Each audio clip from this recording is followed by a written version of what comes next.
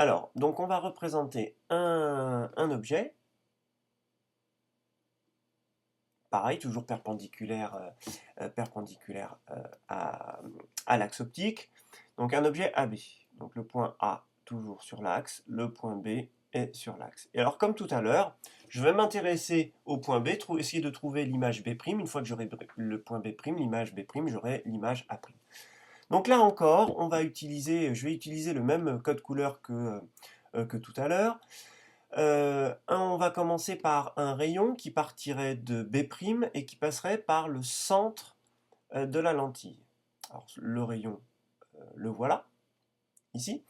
Alors, ce rayon lumineux, je le fais partir de B', j'aurais très bien pu dessiner un rayon lumineux, prolonger ce rayon lumineux. Bon, pour l'instant, je le dessine comme ça. Il part du point B et il passe par le centre de la lentille. Il n'est pas dévié. Ça veut dire que le point B' est quelque part sur ce rayon lumineux. Deuxième rayon particulier, un rayon qui serait parallèle à l'axe optique. Rayon parallèle à l'axe optique, vous savez que ce rayon repart en passant par F'. F', le voilà. Bien, maintenant, puisque je suis dans des conditions de stigmatisme rigoureux, il faut que je cherche l'intersection de ces deux rayons que je viens de faire, là, qui repartent, le rayon jaune et le rayon rouge. Alors vous voyez que l'intersection, elle est impossible après la lentille.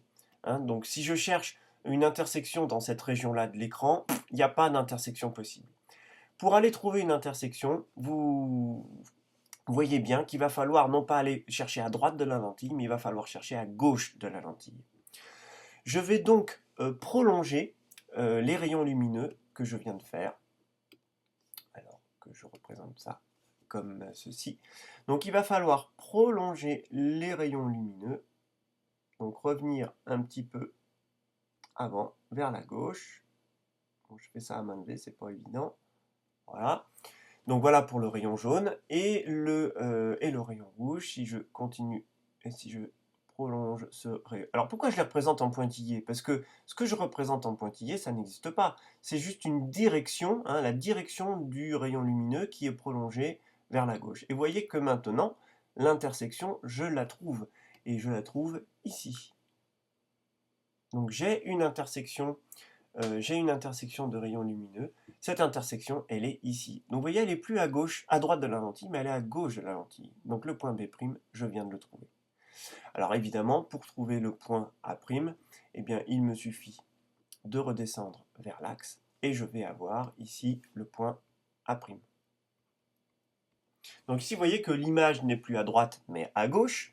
Si l'image est à gauche de la lentille, eh bien, dans ce cas-là, on dira que cette image A'B' est une image virtuelle.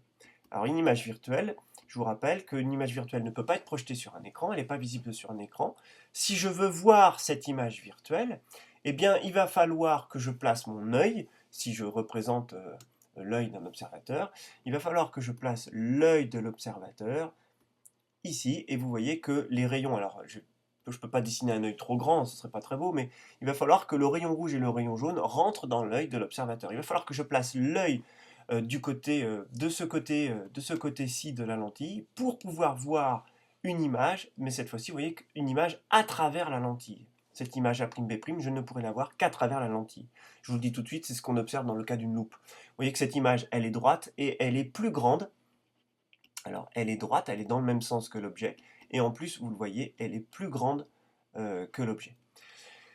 Il y a un rayon que je n'ai pas représenté, c'est le rayon bleu, le rayon qui passe par B' et par F. Alors ce rayon, je vais essayer de vous le représenter. Alors ça c'est très mal parti. Je vais revenir en arrière. Donc il passe par B' et par F. Alors il arrive évidemment de ce côté-là. Pardon, je suis en train de vous dire n'importe quoi. Il passe par le point B et par F. Autrement dit, alors c'est très mal fait, je suis désolé. On va tricher, on va faire B et F, voilà, et on va prolonger ce rayon lumineux. Voilà. Donc ce rayon lumineux, je vous rappelle que la lumière se propage de gauche à droite. Donc il arrive sur la lentille dans ce sens-là. Ce rayon lumineux, il passe par le point F. La particularité des rayons qui passent par F, c'est qu'ils repartent parallèles à l'axe optique. Et là encore, ce rayon bleu, vous voyez que si je cherche l'intersection de ce rayon bleu avec le rouge et le jaune, eh bien, il va falloir que j'aille chercher à gauche de la lentille. Et si je prolonge à gauche de la lentille, ben, vous voyez, j'ai encore l'intersection avec le... Bien, alors il nous reste un dernier cas à voir avec de construction avec la lentille convergente. Ce dernier cas, c'est celui-ci. Imaginons toujours un objet AB, mais voyez ici, je vais prendre une situation particulière. Je vais supposer que l'objet AB est placé sur le foyer objet de la lentille. Autrement dit, bah, le point A est ici, donc finalement le point A est confondu avec le point F, et le point B est ici. Donc eh bien, je vais faire comme j'ai fait précédemment, on va dessiner au moins 2 rayons lumineux. Alors le premier, évidemment, qui passe par le centre de la lentille, donc il passe par le point B, il passe par le centre de la lentille, donc forcément il n'est pas dévié. Et puis un deuxième rayon lumineux, que je représente en rouge, qui arriverait parallèlement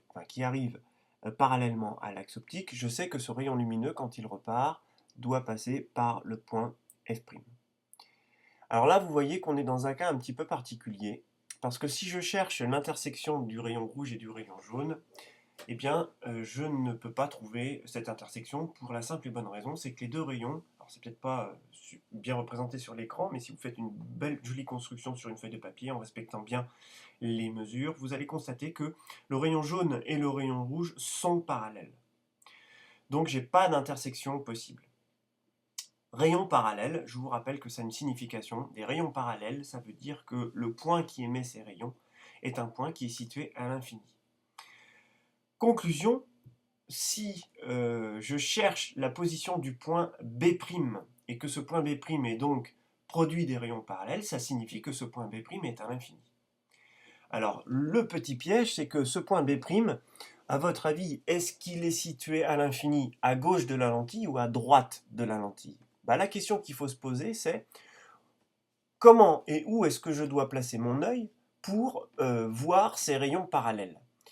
Eh bien, pour voir ces rayons parallèles, il faut forcément que ces rayons parallèles rentrent dans l'œil. Donc l'œil de l'observateur, que je ne dessine pas forcément très bien, il faut forcément que je le place ici. Donc, vous voyez bien que dans ce cas-là, les rayons rentrent dans l'œil de l'observateur. Donc l'observateur a l'impression que quoi? Il a l'impression d'observer des rayons qui proviennent d'où? Eh bien, qui proviennent de cette direction-là.